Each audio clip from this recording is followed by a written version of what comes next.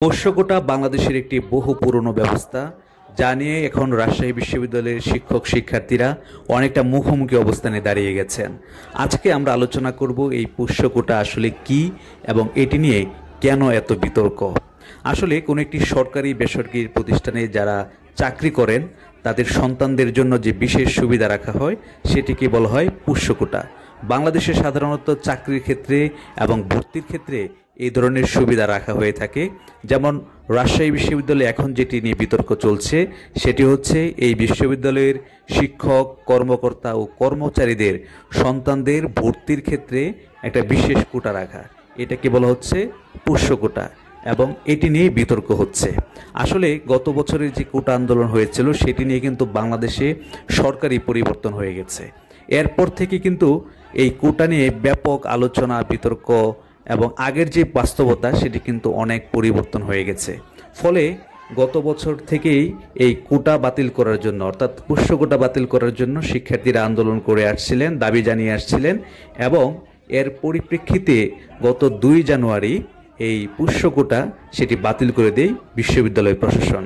কিন্তু এই বিশ্ববিদ্যালয়ের যারা শিক্ষক কর্মকর্তা এবং কর্মচারী ছিলেন তাদের মধ্যে কিন্তু এই বিষয়ে আপত্তি ছিল এবং তারা বলছিলেন তাদের সন্তানরা যেন তারা যেখানে চাকরি করেন সেখানেই যাতে পড়তে পারে সেই ব্যবস্থা দেওয়ার জন্য তারা দাবি করছিলেন। এবং গত 13ই আগস্ট থেকে তারা কিন্তু 8 দফা দাবিতে আন্দোলনে নেমেছিলেন এবং এর 1 নম্বর দাবি ছিল এই পোষ্যকোটা পুনর্বহাল করা, অর্থাৎ ফিরিয়ে আনা।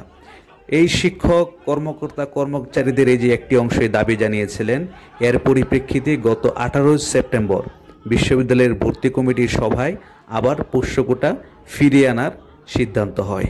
এর ফলে যেটি হতো সেটি হচ্ছে যে এই শিক্ষক কর্মকর্তা কর্মচারীদের সন্তানরা 5 নাম্বার করতে পারলেই বিশ্ববিদ্যালয়ে চান্স পেতে পারতেন। অর্থাৎ অন্য শিক্ষার্থীরা যেরকম শুধু পাশ করলেই বিশ্ববিদ্যালয়ে ভর্তি হওয়ার সুযোগ পান না, অন্যদের সঙ্গে কম্পিটিশন করে ভালো নাম্বার পেতে হয়, সেটি আসলে বিশ্ববিদ্যালয়ে যারা পোষ্যকোটা পাবেন তাদের ক্ষেত্রে প্রযোজ্য নয়। 2022 সালে একটি পত্রিকার খবর অনুযায়ী আমরা যেটি জানতে পারি, সে সময় 2020-21 শিক্ষাবর্ষে পোষ্যকোটার বিনিময়ে 71 জন প্রার্থী পাশ না করেও বিশ্ববিদ্যালয়ে ভর্তি হয়ে গিয়েছিলেন।